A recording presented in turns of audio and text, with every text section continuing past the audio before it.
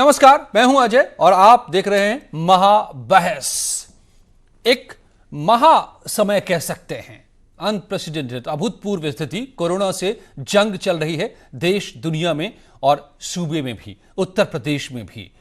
मगर इस सब के बीच में एक महाराजनीति की भी शुरुआत हो गई है। अब कोरोना पर राजनेता लंबे समय तक लगता है खामोश नहीं रह सकते, और मजदूर का मामला जैसे आया उस पर राजनीति शुरू हो गई।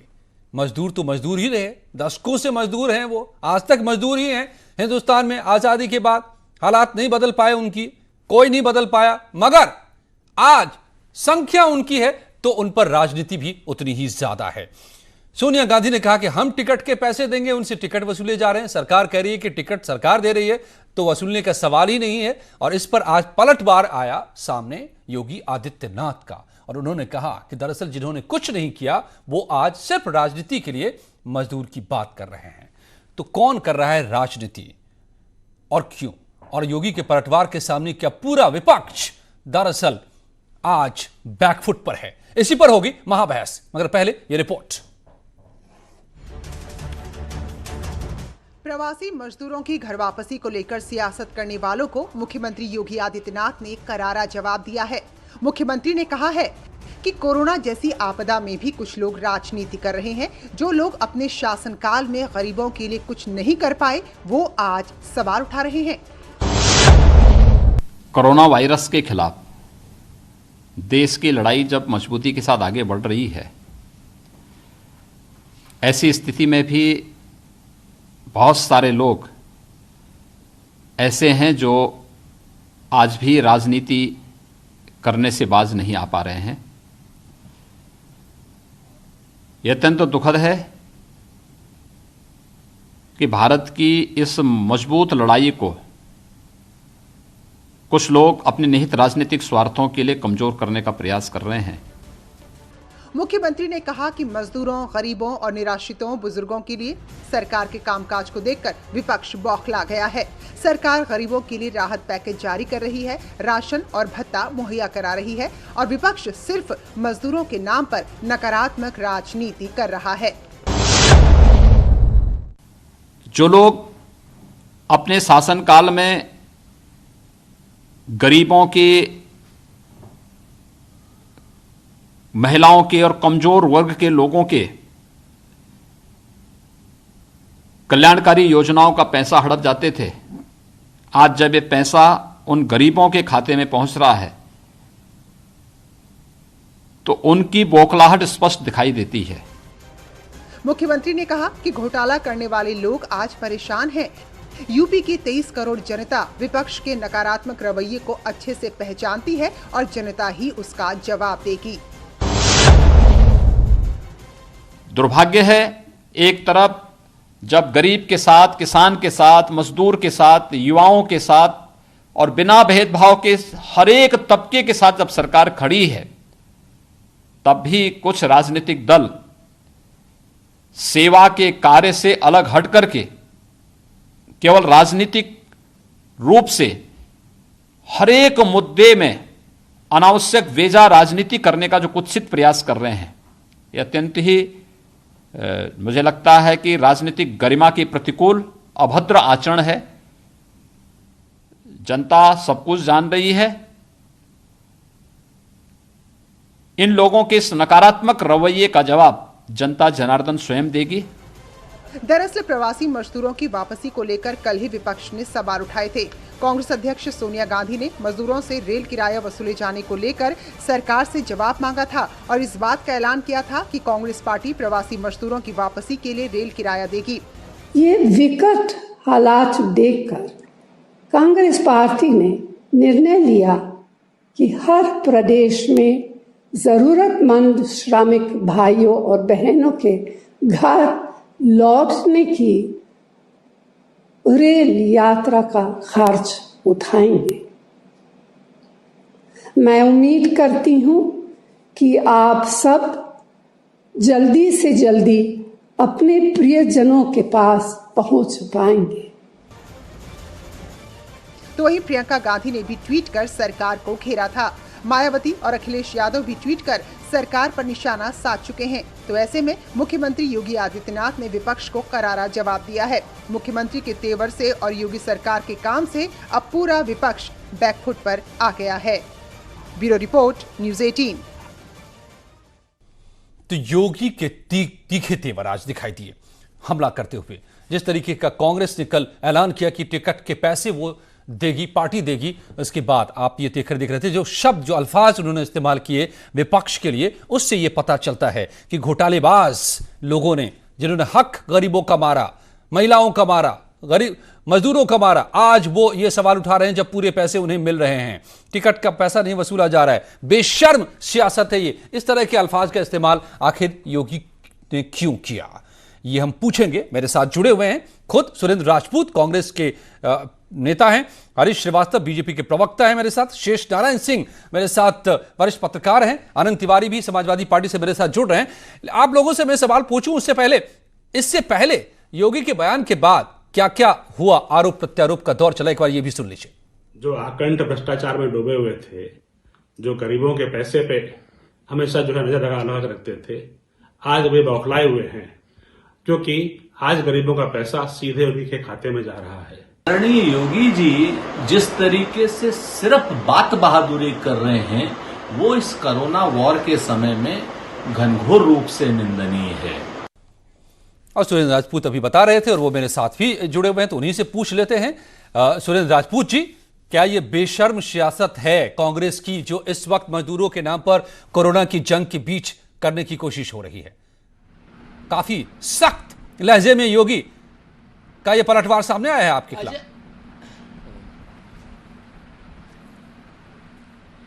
अजय भाई, उसी लहजे में उनको जवाब भी मिलेगा।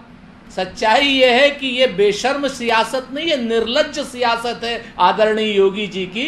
और यह वो सियासत है कि जो है एक हताश, निराश और कहीं ना कहीं नाकारा मुख्यमंत्री की जो सियासत होती है, वो सियासत है आदरणीय योगी जी की। हम तो अब तक ये कह रहे थे कि कोटा से बच्चों को लाने के बाद योगी जी ने कुछ अच्छे काम में, अब भाई बोल लेने दीजिए। आप तो बीच में टोक देंगे तो कहां से हमारा तारतम्य बनेगा? और अगर आप इस तरीके से टोकेंगे तो हरीश जी क्या करेंगे? मैंने सवाल पूछा है सिर्फ। तो एक चीज 2 मिनट मैंने सुन सवाल लीजिए हमारी बात, तो उसके बाद आप जो चाहे करें, आप एंकर हैं। हाँ, सवाल पूछा है तो सवाल सुरेंद्र जी, आपसे जवाब होगा कि तथ्यों को साथ रखते चलिए। आपके बीच में नहीं, आरोप लगाने के साथ में तथ्य भी रखेंगे तो सब बात समझ में आएंगी, नहीं तो मुझे टोकना पड़ेगा। मैं बिल्कुल पूरे नहीं टोकिए मत। अगर तथ्य ना हो तो बिल्कुल हटा दीजिए, मैं हट जाऊंगा। ठीक है, अगर तथ्य के साथ बताइए, इसलिए मैंने पूछा कैसे। लेकिन आपसे करबद्ध निवेदन है कि बीच में मत रोकिए। ओके, चलिए 30 सेकंड और आपका बचाए, जल्दी जल्दी रख लीजिए। आपने रोक दिया, तारतम्य मेरा तोड़ दिया। क्या बात करते हैं, इतनी जल्दी तारतम्य टूट जाएगा तो इतनी लंबी राजनीति कैसे करेंगे सुरेंद्र राजपूत जी? जी अरे सर, राजनीति अरे हम लोग तो आज की डेट में राजनीति के लिए इन चिकड़े चुपड़े एंकर, जो अच्छे जो लोग एंकर हैं, जो पत्रकार से एंकर बने, उन्हीं के ऊपर तो डिपेंडेंट है सर।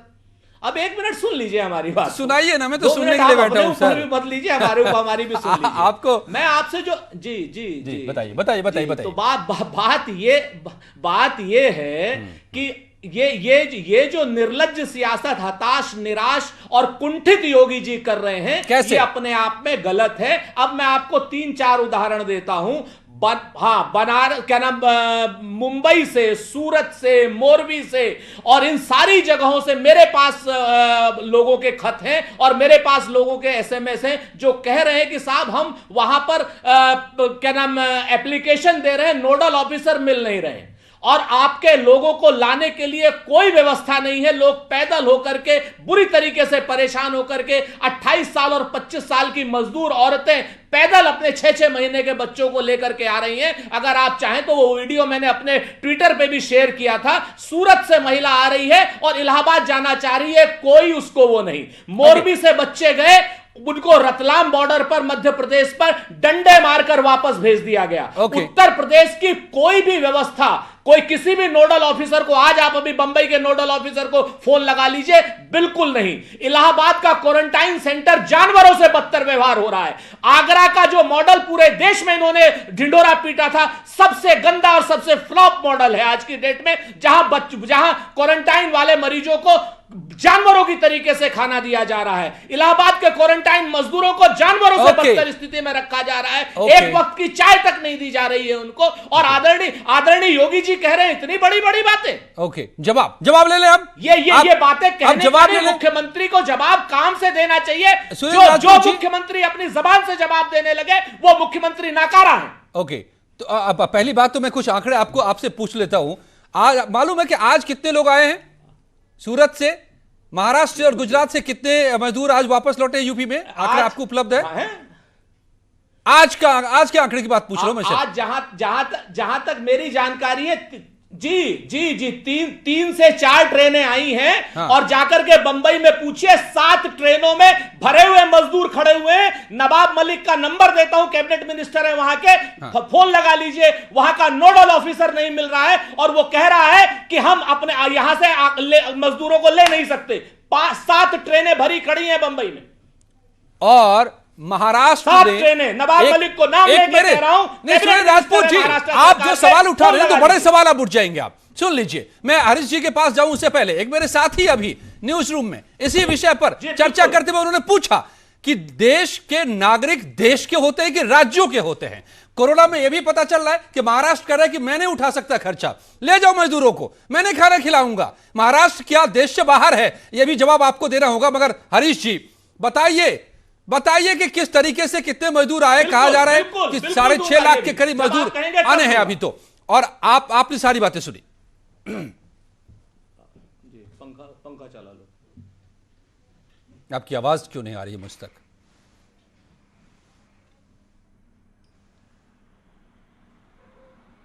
हरीश जी, आपकी आवाज नहीं आ रही, माफ कीजिएगा। मुझे आपके पास दोबारा आना पड़ेगा। शेष नारायण जी के पास तब तक जाता हूं जब तक आपकी आवाज को दुरुस्त किया जाता है। शेष नारायण जी, ये मैं कल भी इसी मुद्दे पर हम बात कर रहे थे। रेलवे बोर्ड के एक्स मेंबर मेरे साथ बैठे हुए थे और उन्होंने साफ साफ कहा कि टिकट जब स्पेशल ट्रेनें इस तरह से चलती हैं, ऑन रिक्वेस्ट चलती हैं और उसमें टिकट कोई बेच ही नहीं सकता। कोई अगर टिकट दिखा रहा है तो वो फर्जी टिकट है, किसी ने उसके साथ फर्जीवाड़ा किया है। ये इसी महाबहस में कल रेलवे बोर्ड के मेंबर ने बताया। और एक टिकट लेकर आए थे कांग्रेस के ही साथी, जो उस टिकट का अता पता नहीं था कि कौन सा वो टिकट है, फोटो था। सवाल यह है कि 1,30,000 करोड़ का केंद्र का पैकेज, और योगी ने आज लंबी फहरिस्त गिनाई है कि क्या क्या योगी की सरकार कर रही है इन लोगों के लिए। अब ऐसे में इस राजनीति से क्या समझ में आती है बात जो कांग्रेस सवाल उठा रही है? नहीं, कांग्रेस का सवाल उठाना वो भाई वो पार्टी है, उनका धर्म है, उठावें। लेकिन ये जो अभी सुरेंद्र ने कहा, मेरे बड़े प्रिय हैं कि ये साहब ये सरकार काम नहीं कर रही, मैं इसे डिसएग्री करता हूँ। जब से कोरोना संकट आया उसके पहले तो हम लोग भी खूब झूम के आलोचना करते थे, आप लोग भी देखें, सुरेंद्र ने भी देखा। लेकिन जब से कोरोना संकट आया है, मैं 25 मार्च से मॉनिटर कर रहा हूँ यहाँ पे मजदूरों का आना जाना, उनका रहना, उनका खाना क्या हो रहा है। तो उसमें योगी जी पूरे देश में as a chief minister number 1 है, और नंबर 2 पे और लोग होंगे, नवीन पटनायक होंगे या हेमंत सोरेन होंगे या और कुछ लोग होंगे। तो उस पर तो मेरा ख्याल है कि सुरेंद्र को उन पर हमला नहीं करना चाहिए अभी, क्योंकि ये वॉर है। वॉर में क्या होता है, वॉर में जान जाती है आदमी की और अर्थव्यवस्था तबाह होती है। यहाँ भी एग्जैक्टली वही हो रहा है, जान जा रही है और अर्थव्यवस्था तबाह हो रही है। और उसमें वो आदमी जो मुख्यमंत्री है उत्तर प्रदेश का, वो डेली टीम 11 बना रखी है, टॉप ऑफिसर्स की 11, उनसे डेली 1 घंटा 1.5 घंटा बात करते हैं, मॉनिटर करते हैं। और उन्होंने सबसे बड़ी बात जो की है, जो लड़के पैदल चले थे भैया, देख के आंखों से खून टपक रहा था, और उन लड़कों को उन्होंने कहा हम यहीं रखेंगे और तुमको यहीं काम देंगे, जो तुम्हारे पास कौशल है। और जो 4 अफसरों की टीम बनाई है, अगर थोड़ा बहुत कौशल नहीं होगा तो राधा चौहान स्किल डेवलपमेंट की प्रिंसिपल सेक्रेटरी उनको बना रखा है, स्मॉल इंडस्ट्रीज वाले सेक्रेटरी साहब को बना रखा है, ग्राम पंचायत वाले को, एग्रीकल्चर प्रोड्यूस कमिश्नर वालों को। तो वो तो भैया एक अगर उन्होंने, अजय ध्यान से सुन लो, अगर उन्होंने इस पर जो टारगेट है उसको उन्होंने काम कर लिया तो एक ऐसा इंफ्रास्ट्रक्चर बन जाएगा कि अब लोगों को जाने की जरूरत ही नहीं पड़ेगी। अपमानित होते हैं, सूरत में आप देखें जिस तरह से लाठियां बरस रही हैं मजदूरों पे, उनके ऊपर केस हो रहे हैं। और मजदूर क्या, वो ये गांव के नौजवान लड़के हैं जिनको यहाँ काम नहीं था तो वहां चले गए थे। अब इसके लिए अलग बहस होगी, लेकिन इसके बाद बहस होगी कि उसके लिए जिम्मेवार कौन है। आज हम उस पर बहस कम से कम मैं तो नहीं करने जा रहा हूँ। तो जो सरकार जो काम कर रही है उसको, उसका आपको अगर क्रेडिट नहीं देना है तो अच्छा। दूसरी एक बात मैं बार बार कह रहा हूं कि पुलिस फोर्स इतनी नहीं है, सरकारी कर्मचारी इतने नहीं, फौज लगाई नहीं जा सकती है। जो ये सोशल डिस्टेंसिंग का मामला कल दारू की दुकानों पे जो देखा गया है, क्यों नहीं पॉलिटिकल पार्टी के हर राज्य में, उत्तर प्रदेश में कम से कम करोड़ों कार्यकर्ता हैं, वे लोग क्यों नहीं आगे आए? आगे आके उन्होंने क्यों नहीं लोगों को संभाला? उसमें बीजेपी के भी लोग हैं, कांग्रेस के लोग हैं, समाजवादी के भी लोग हैं। इन सवालों के जवाब इनसे पूछे जाने चाहिए। और ये कि उन्होंने ये नहीं किया, जितना कर रहे हैं उससे ज्यादा कैसे करते आप? 2200 लोग एक ट्रेन में बैठ के आए हैं अगर सूरत से, तो का उसमें 2400 लोग 3000 लोग बैठा देते हैं। तो इसलिए उस सब चीजों को मेरा ख्याल है कि पॉलिटिक्स के दायरे से बाहर रखा जाए। और जहां तक वो रेलवे की किराए उराए की बात है, ठीक है, सोनिया जी ने चिट्ठी लिख दी और केंद्र सरकार ने तुरंत कहा 85% हम देंगे और 15% वो देंगे। ठीक है, उनका तो अच्छा किया उन्होंने। तो अब उसमें जरूरत यह है कि सारे लोग एक टीम की तरह काम करें। और जब ये लड़ाई खत्म हो जाएगी तो जितनी गलतियां की होंगी योगी जी ने और मोदी ने, उन सब पे कांग्रेस की बात जो है उस पर हम लोग विचार करेंगे। मैं तो लिखूंगा, लेकिन अभी नहीं। सवाल है योगी उत्तर प्रदेश में जो काम कर रहे हैं उसको, कि इस वक्त जब देश, आपने कहा कि war, we are at war, हम युद्ध की स्थिति में हैं, उस वक्त पैर खींचने लगे आप, तो फिर आप क्या कहलाएंगे, किस खेमे में कहलाएंगे? यह सवाल है। और सुरेंद्र राजपूत जी, आपके ही प्राइम मिनिस्टर ने कभी कहा था ना कि 100 में से 10 ही पहुंच पाता है लोगों तक। योगी ने आज यह भी कहा है कि अब 100 में से 100 जा रहे हैं तो आप लोग बौखला रहे हैं। यह भी कहा है कि 100 में से 100 जा रहे हैं, और उन्होंने आंकड़ा दिया है। अब मैं पढ़ूं तो 2-3 पेज में है, आपको हंसी आ रही है, जवाब हरीश श्रीवास्तव जी देंगे, लेकिन उनकी आवाज नहीं आ पा रही है इस वक्त, तो मैं ही दे देता हूं। हरीश जी, आपकी आवाज आ रही है तो बताइए, जवाब आप दीजिए। मैंने कहा कि कांग्रेस इससे हताशा निराशा, आज पूरा देश जानता है कि हताश निराश कौन है। कांग्रेस का नेतृत्व अपनी हताशा निराशा में इतनी सतही बातें करेगा, इसकी कोई संभावना इस कोरोना महामारी संकट के दौरान कोई देश का एक भी नागरिक नहीं कर सकता। जिस स्तर पे कांग्रेस का नेतृत्व उतर आया है, ये अपने आप में बहुत हास्यास्पद भी है, दुखद भी है। आज आप मुझे बताइए, मैं कांग्रेस के प्रवक्ता से पूछना चाहता हूँ कि पूरे उत्तर प्रदेश में एक भी कोई जिला ऐसा है जहाँ उन्होंने, उनका कांग्रेस पार्टी कोई कम्युनिटी किचन चलाई हो, जहाँ गरीबों को भोजन पहुंचाने की व्यवस्था की हो, और जो फेक चीजों पे, भ्रामक चीजों को लेकर के जिस तरह से कांग्रेस का नेतृत्व, जो रिएक्शन है कांग्रेस के नेतृत्व का, वो बहुत हताशा भरा है। और कांग्रेस नेतृत्व को अपने दामन में अंदर झांकना चाहिए। इतना बड़ा देश है, इतनी बड़ी जनसंख्या है, जिस तरह से माननीय प्रधानमंत्री जी ने और आदरणीय मुख्यमंत्री जी ने इस कोरोना महामारी के संकट से जिस तरह से लड़ रहे हैं, वो अपने आप में अभिनंदनीय है। आज पूरा देश ही, अरे तो भाई राजनीति खाली आप ही थोड़ा करेंगे, ये भी तो करेंगे। अब कांग्रेस ने राजनीति से संन्यास थोड़ा ले लिया है, तो राजनीति करने के वो भी करना चाहते हैं, करने दीजिए, पार्टी इसमें क्या दिक्कत है? समाजवादी पार्टी वो हताशा निराशा के गर्द में है, इसलिए उनको हर जगह हताशा निराशा ही नजर आती है। इक्का दुक्का समस्याएं, इतनी बड़ी आबादी है, इतना बड़ा देश है, कोई न कोई अफवाह स्वरूप समस्याएं हो सकती है, लेकिन ठीक है, मजदूरों को विभिन्न प्रदेशों से लाना और उनको विधिवत उनकी भोजन की व्यवस्था, उनके क्वारंटाइन सेंटर की व्यवस्था, ठीक है, मेडिकल जांच की व्यवस्था हो रही है। ये सारी लिस्ट है हमारे साथ। आनंद तिवारी जी भी मेरे साथ जुड़े हैं समाजवादी पार्टी के। उसका सकारात्मक सहयोग न करते हुए ये कांग्रेस और समाजवादी पार्टी का जो जिस तरह का रवैया है, हरीश जी, मुझे सुन नहीं पा रहे हैं, निराशा से भरा हुआ है, निर्लज्जता से भरा हुआ है। ठीक बात है। आनंद जी, आप आनंद तिवारी जी, आप सुन पा रहे हैं क्या मुझे? फोन कट गया क्या? भाई मैं बार बार अपने दर्शकों को याद दिलाता हूं और अभी भी मैं याद दिला दूं कि कोरोना के चलते जो सोशल डिस्टेंसिंग का पालन हम सबको करना है, पिछले 4 दिनों में इतने मरीज देश में आए हैं जितने अब तक नहीं आए, 1/4 मरीज आ गए पिछले 4 दिनों में। तो अभी कड़ाई से पालन करना है और इसीलिए हम स्टूडियो में किसी को नहीं बुलाते हैं, हम रिमोटली जोड़ते हैं, जो जहां पर बैठे हैं अपने अपने घरों दफ्तरों में वहीं से हम जोड़ते हैं। और इसलिए कई बार ये दिक्कत आती है कि जुड़ नहीं पाते हैं समय पर, आवाज़ नहीं आ पाती है। तो आप भी इसको समझिए कि जैसे आप घर में बैठे हैं और घर में बैठकर कोरोना से लड़ रहे हैं, हमारे लिए भी ये लड़ना जरूरी है और इसलिए दिक्कतों को भी सहना पड़ेगा। बहरहाल ओके सुरेंद्र राजपूत जी,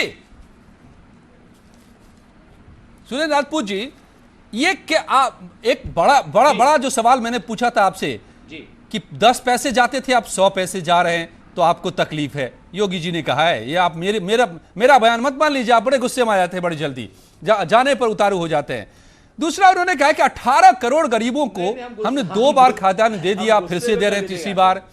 उन्होंने कहा कि 47 लाख परिवार को निःशुल्क रसोई सिलेंडर दे दिया इस दौरान। 3 करोड़ 26 लाख महिलाओं को जनधन खाते में 1630 रुपए अप्रैल में दिए और फिर मई में भी दे रहे। और यहां तो 5-6 लाख लोगों को 500 के टिकट की बात है, तो आपकी अध्यक्षा ने कह दिया कि हम दे देते हैं पैसे।